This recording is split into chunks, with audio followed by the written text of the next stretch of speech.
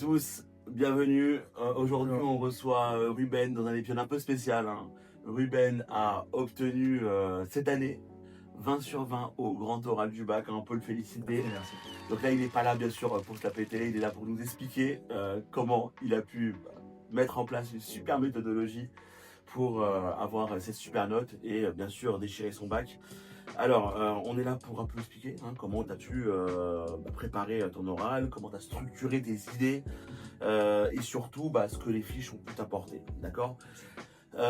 Si toi, tu veux comprendre comment, d'abord la différence entre un bon oral et un oral qui marque le jury, qui marque les esprits et qui fait la différence, tu es au bon endroit.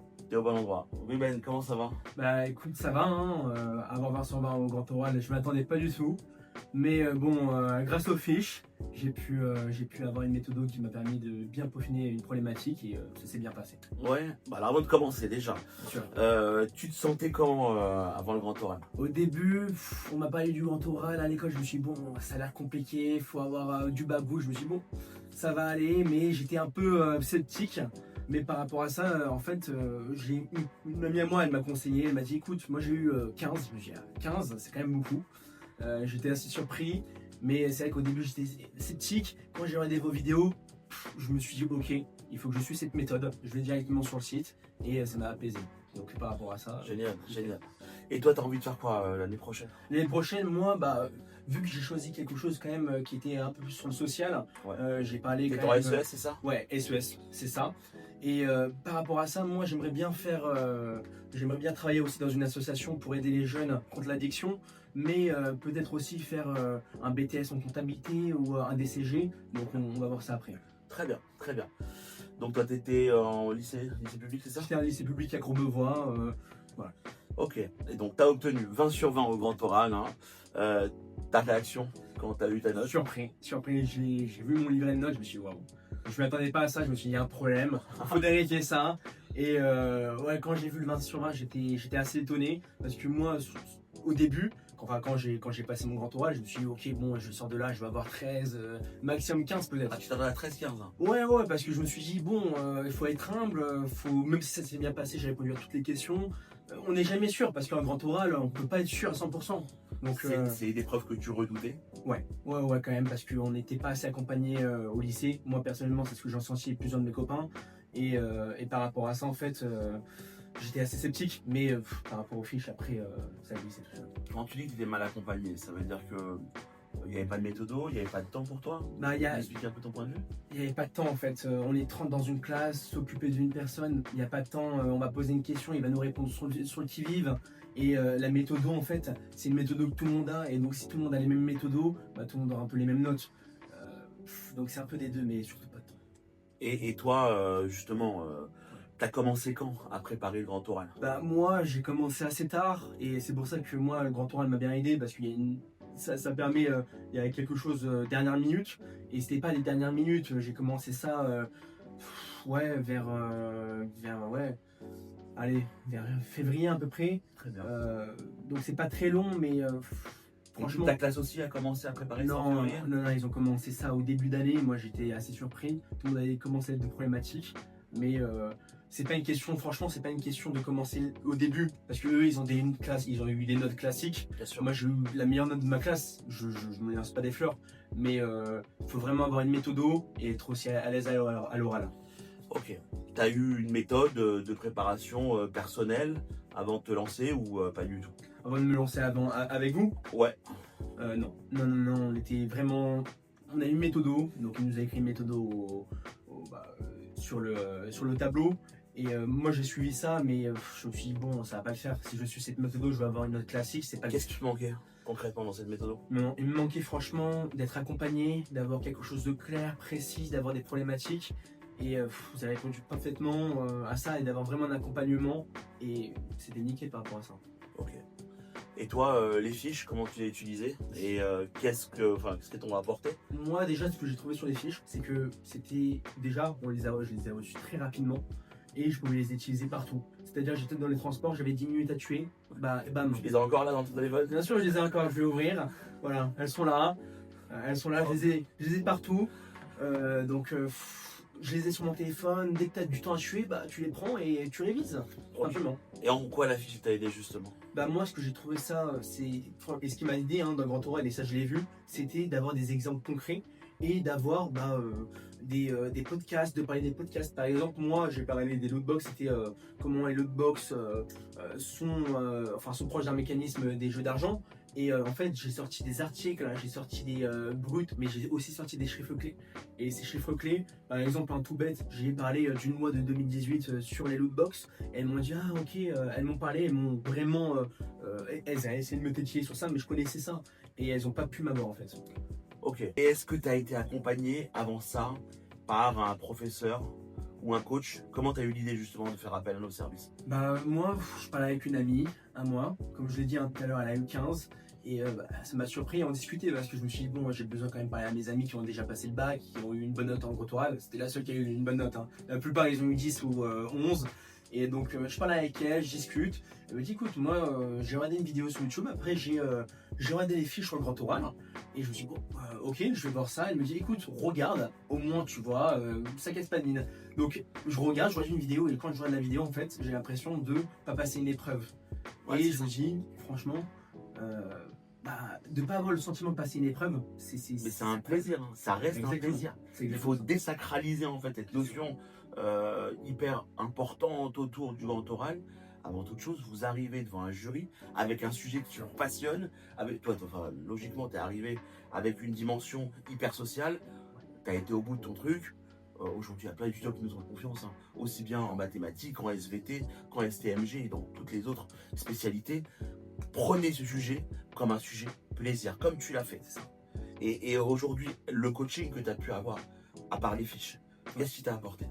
Qu'est-ce qui m'a apporté déjà? C'est de structurer une idée. Qu'on a des idées, aujourd'hui, chacun défend des idées. Et ça permet de défendre une idée, de donner des points, mais aussi de comprendre l'autre pourquoi il ne va pas comprendre. Parce qu'il y a un échange. Et dans le grand oral, si tu n'arrives pas à comprendre l'échange, ils vont quand même te casquer. Parce que même si tu parles bien, il faut quand même comprendre leur avis, essayer d'aller dans leur sens.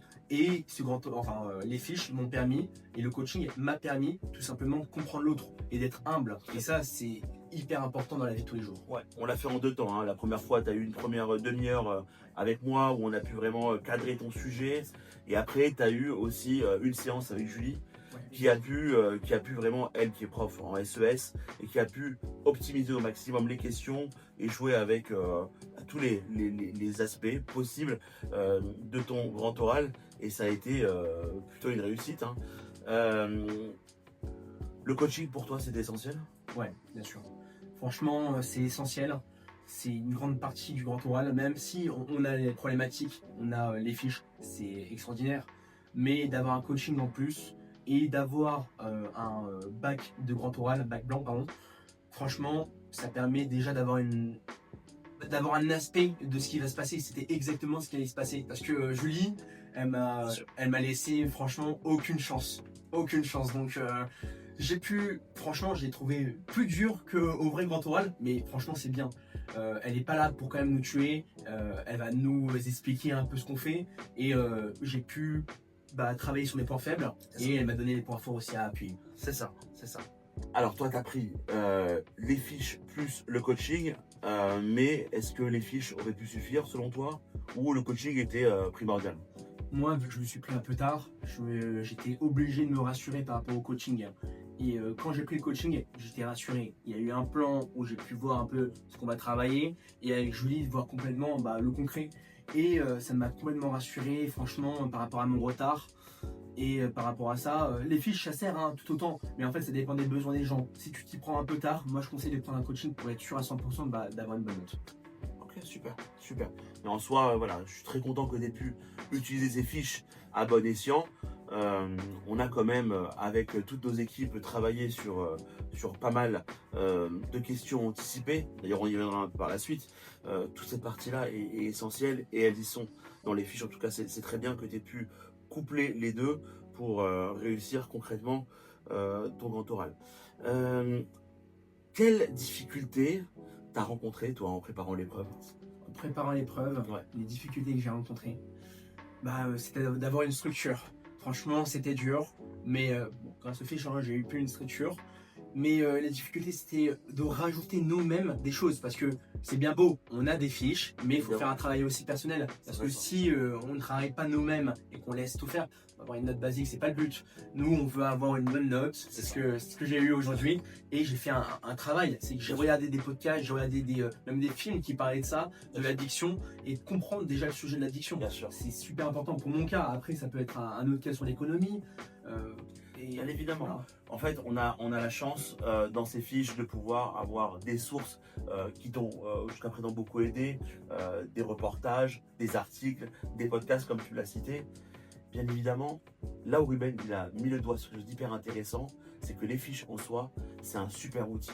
Mais si tu n'as pas derrière la motivation pour t'intéresser et être super curieux, pour aller au bout de ton truc, bien évidemment, tu vas cibler une note, pas au ras des pâquerettes, mais voilà, qui va faire le taf. Si tu veux vraiment miser sur des super notes comme l'a eu Ruben, la curiosité c'est super important. Et ça on t'a dit en coaching depuis le début. Tu as un sujet qui est porteur, tu as un sujet qui est, d'une certaine manière, tu es un peu habité par ça en fait. Et ben, tu as été au bout de ton truc, tu t'es renseigné, tu n'as pas été à nous envoyer des mails, on t'a répondu pour pouvoir cadrer un peu plus ta demande et tes besoins. Naturellement à la fin, bah, tu as fait le taf. Donc oui, l'outil des fiches, c'est super, bien évidemment, mais le supplément d'âme, le sel, justement le piment de la vie, ça va être justement votre curiosité et là, vous devez aller au bout justement de votre incroyable parcours. Voilà. Alors, on va parler un peu du jour J, le déroulement de l'épreuve. Comment ça s'est passé toi, ton grand oral concrètement? Concrètement, Ouais. Ça s'est bien passé. J'étais surpris de ma note, mais au début, grâce aux fiches et grâce au coaching, j'étais pas stressé. Je savais à quoi m'attendre. Tous mes autres amis, ils avaient des fiches énormes comme ça, soulignées. Moi, j'avais mon portable. J'attendais devant la salle. Je lisais comme ça. Ils m'ont regardé comme un fou. Ils m'ont dit, mais Ruben, t'as rien préparé? J'ai dit non. J'ai une méthode. Je l'ai suivi jusqu'au bout. Je regardais encore mes chiffres clés. Je les retenais.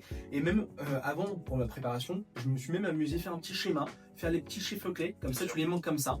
Et c'est intéressant. T'as pas des grandes lignes et t'es pas bloqué par rapport à ça. Donc les 10 minutes, j'ai parlé tout seul. Franchement, j'ai pas fait 10 minutes. Pour être honnête, j'ai fait à peu près 8 minutes, 7 minutes. Et ça s'est bien passé. Ils m'ont pas vu que mon sujet était intéressant. Ils ont directement passé aux questions. Étonnant. Ouais, super. Et aux questions, tout simplement, ils m'ont posé des questions. Mais en fait, ce qui m'a vraiment surpris, c'est qu'ils ont remis en cause ma problématique. Et Dès le début. ouais, dès le début. Et j'étais assez choqué. Je me suis dit, ok, j'ai fait n'importe quoi. Où j'en suis? Et en fait, non, j'avais compris en fait, grâce à l'échange, qu'ils voulaient vraiment savoir où, parce que pour se différencier d'avoir un 13, un 15 et d'un 20, il faut être sûr, défendre sa problématique et son idée. Et la question qu'ils m'ont posée, c'était, vous êtes sûr que c'est du hasard les lootbox, donc les boîtes à butin? Et moi, j'étais là, je me suis dit, je comprends pas, ça fait 10 minutes que je vous explique ça. Vous remettez en cause tout. Et non, je l'ai pris tout simplement et j'ai dit bon écoutez, je comprends ce que vous dites, mais regardez, c'est sûr que c'est du hasard, nanana. Donc j'ai réussi à leur expliquer tout simplement et grâce à ça, ils ont fait un petit sourire et ils ont compris que j'avais compris et je me suis bien senti. Et tu penses que c'était fait pour te bousculer, pour savoir si c'est bien toi qui avais le sujet? Comment tu as pu voir les choses? Moi, je pense c'était pour être sûr que je disais la vérité et que vraiment je portais cette idée. Parce qu'il y en a beaucoup qui vont s'arriver, ils vont se proclamer écologie du jour au lendemain juste pour une épreuve et de remettre en question toute la problématique. Ils veulent savoir si tu es prêt à déjà, évidemment, à la soutenir jusqu'au bout.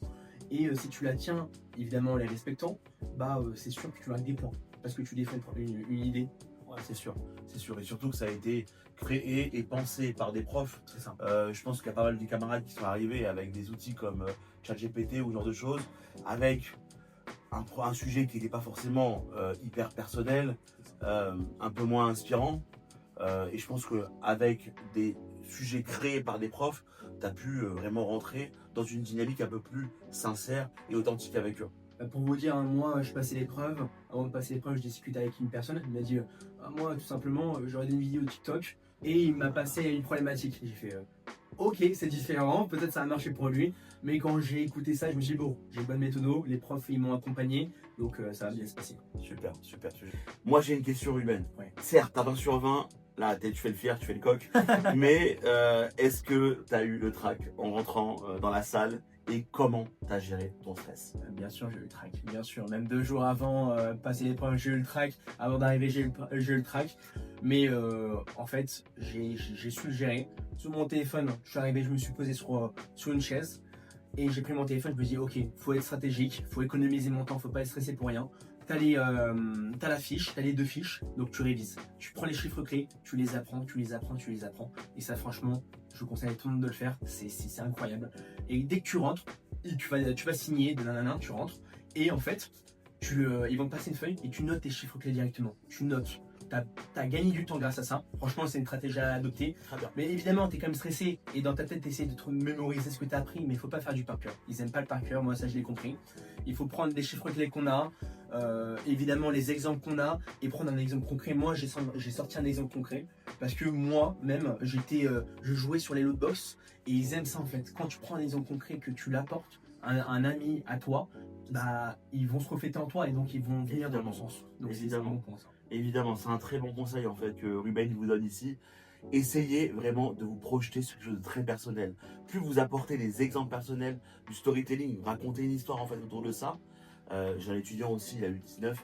Là, il a parlé en mathématiques de le lien entre probabilité et le fait d'anticiper tout ce qui est cancer et compagnie.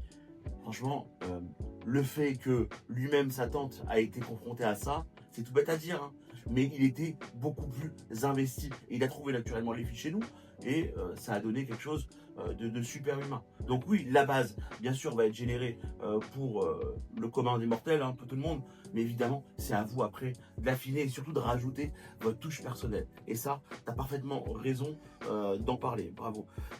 Et donc, arrivé sur place, tu as eu du stress ou pas? Bien sûr, je stressais avec mes amis. Je me rappelle, on était deux et on essayait de s'encourager. Allez, on va réussir. Bon, lui, il avait pas les fiches. Bon, il avait un grand classeur comme ça avec plein de trucs. Moi, je me dis, je sais pas comment il fait. Chacun sa méthode, hein. Chacun sa méthode, évidemment. Mais bon, moi, ça me stresserait encore plus d'avoir ça. Et d'avoir quelque chose qui est à portée de main, franchement, ça m'a aidé. Et ouais, évidemment, je stressais, mais je stressais quand même beaucoup moins quand ça commençait à arriver parce que je pense qu'on a 3 minutes à peu près de préparation et les 15 minutes dépassées, je me dis ok, je connais mon sujet, déstresse-toi, allez, on y va exactement, on se lance et ça l'a fait. Hein. Super. Ça l'a fait. Super. Est-ce que le fait d'avoir des questions anticipées du jury ont pu t'aider? Et certaines questions ont été posées d'ailleurs? Bien sûr. Hein. Franchement, j'ai pu anticiper des questions et par exemple par rapport à une loi, ils m'ont dit mais qu'est-ce qu'ils ont fait de concret les pays hein, pour protéger les enfants. Et par rapport à ça, directement, j'ai sorti une loi et ils m'ont pas plus questionné parce que j'ai anticipé la question, je connaissais. Et ils sont pas allés plus dedans parce qu'ils ont vu, bon ok, il connaît et on passe à autre chose tout simplement. On remercie Julie hein, qui merci, est Julie. prof chez nous, chez Grand Oral de Bac.fr, qui a pu déjà anticiper toutes les questions pour chacune des thématiques, chacune des problématiques. Donc c'est super, vraiment c'est bien que tu aies pu utiliser à fond cet outil. Prenez vraiment, essayez d'avoir une logique d'anticipation. C'est quoi? Non pas les sujets d'aujourd'hui ou d'hier, mais les sujets de demain en fait. On va vous interroger pour savoir si oui ou non vous avez une vision proactive sur votre sujet et ça tu l'as plutôt bien fait, bravo. Alors est-ce que tu peux nous raconter un moment qui a été marquant durant ton passage devant le jury? Bien sûr. Donc le fait déjà que j'ai réussi à anticiper, ça m'a donné franchement un point, j'ai réussi à anticiper une question, franchement c'était bien ça. Donc c'est vraiment un point marquant sur ça déjà, hein. J'ai gagné plusieurs points, mais aussi il y a quelque chose moi qui m'a tracassé, c'est que elles discutaient entre elles, elles se sont arrêtées. Et ah oui, ça peut être perturbant. Ouais, moi je me suis dit, bizarre, mais grâce aux fiches, en fait, j'ai réussi à voir, ok, ils vont discuter entre elles, c'est pas grave, j'ai mes fiches, moi je gagne, je reste où je suis. C'est quoi, c'est le plan qui t'a aidé? Ouais, le plan il a aussi à m'aider, franchement. Il y a eu un plan, donc moi j'ai réussi à franchement faire quelque chose d'introduction, la phrase de conclusion, toutes ces choses-là. Donc je l'avais dans ma tête. Et le fait qu'elle discute, moi je me suis dit ok, c'est même un point pour moi. Je vais juste attendre et je vais essayer même peut-être d'anticiper et voir ce qu'ils vont dire sans être trop intrusif. Et me rappeler ce que mon plan me dit et peut-être anticiper leurs questions. Mais ouais, le plan m'a aidé.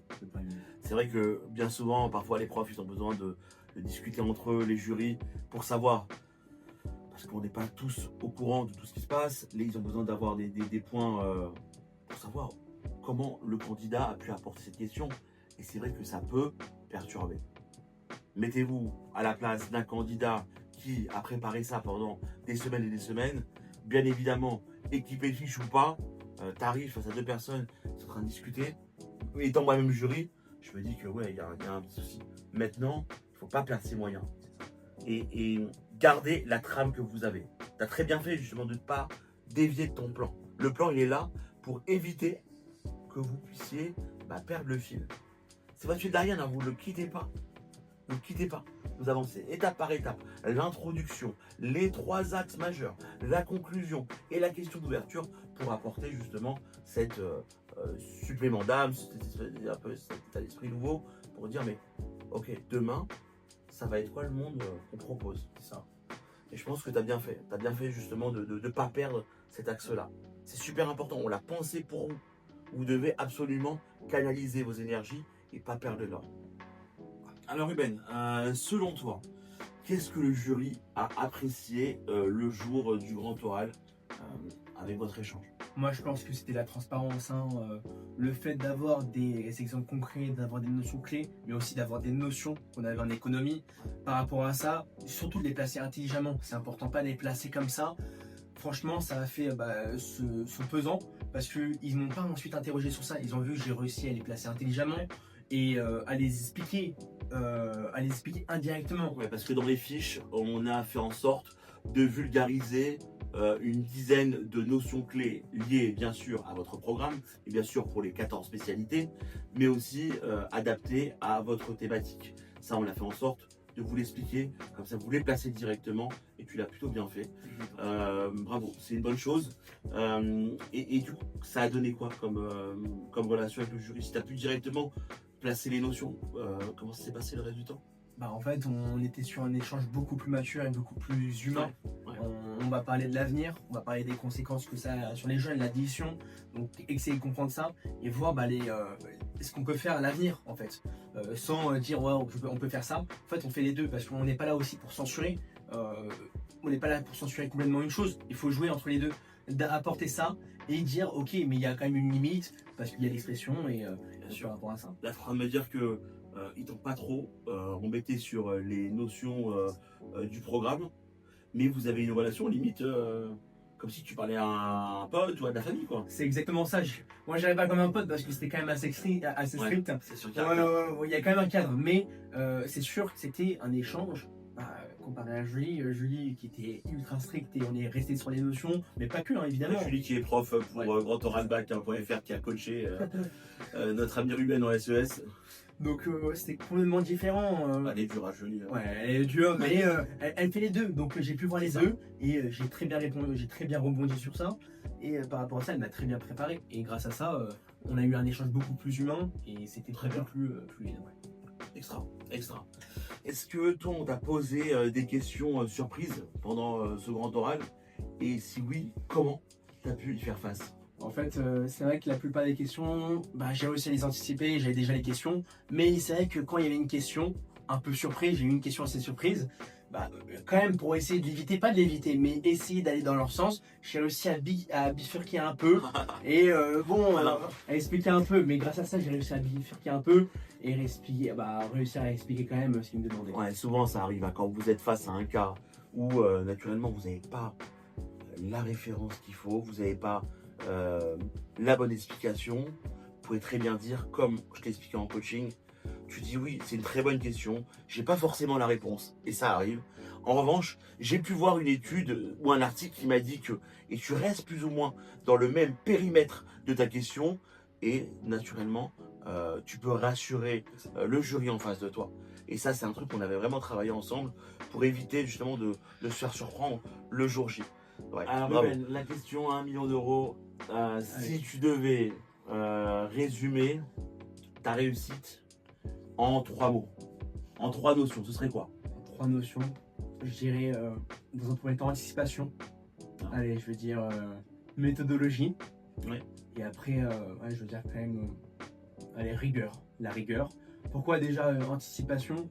Je pense que c'est important d'anticiper, et c'est quand même important, Sun Tzu il le dit, anticipation c'est l'avenir. T'arrives à anticiper, tu arrives à prévoir et donc tu peux gagner.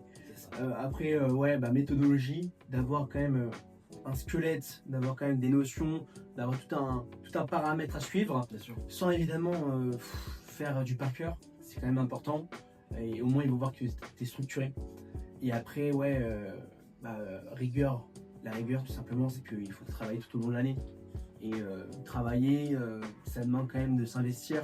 C'est pas en claquant des doigts. Moi-même, je pensais que c'était quand même du talent, le grand oral. Je dirais qu'il y a 30% de talent, mais c'est pas que. Évidemment, c'est que du travail. La plupart du temps, c'est que du travail. Et toi, le fait d'avoir commencé ça en février, tu as pu aussi te mettre dans le bain, ça t'a suffi justement les 2-3 mois de préparation? Ouais, franchement, ça m'a permis de...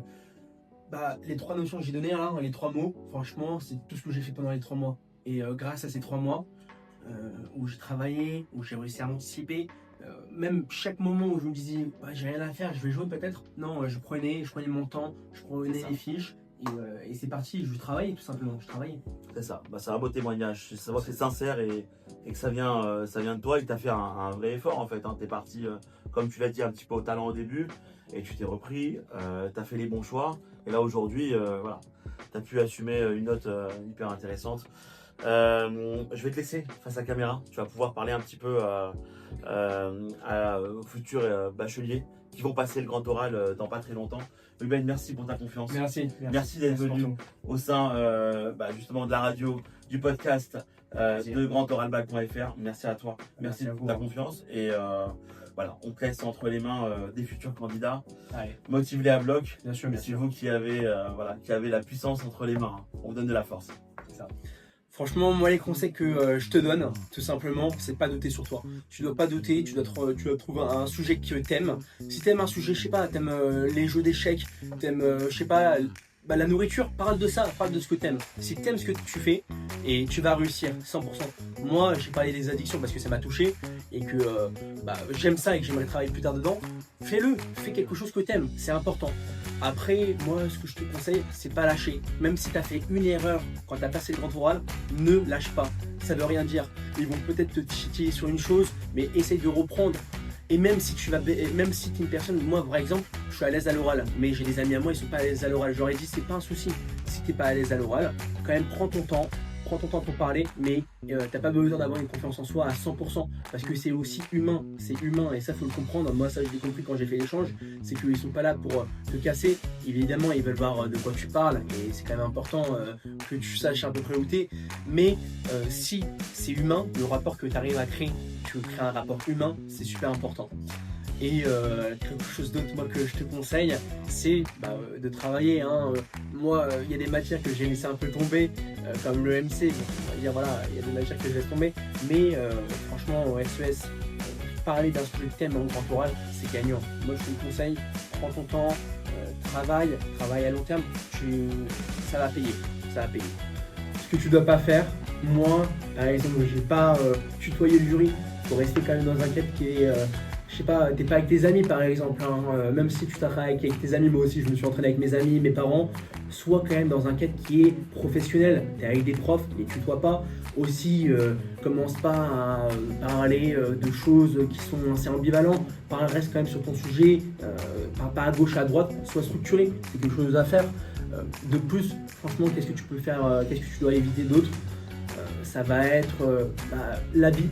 L'habit c'est important, ça dure 30 minutes, présente-toi bien, ne viens pas en short, ne viens pas mal habillé, sois présentable. Et franchement, un conseil, dors, je te conseille, dors, repose-toi. Moi j'étais stressé comme toi, donc la chose à faire c'est lâche l'écran, lâche ton téléphone, regarde pas ta série, pose-toi, lâche ton téléphone 30 minutes et va dormir. Même si vous avez pris vos fiches 2-3 semaines avant, moi je les ai pris 3 mois, détendez-vous, vous avez travaillé, vous avez vos fiches, vous connaissez, ça y est, tu l'as dans la poche, tu connais ton sujet, tu connais tes 2 problématiques. Bon, ça y est, va faire quelque chose que tu aimes, va sortir un peu, va voir tes amis et profite. Et écoute, ça va bien se passer, tu vas réussir, il n'y a pas de raison que tu ne réussisses pas si tu as travaillé. Et donc je te souhaite une bonne réussite et d'avoir un 20 comme moi.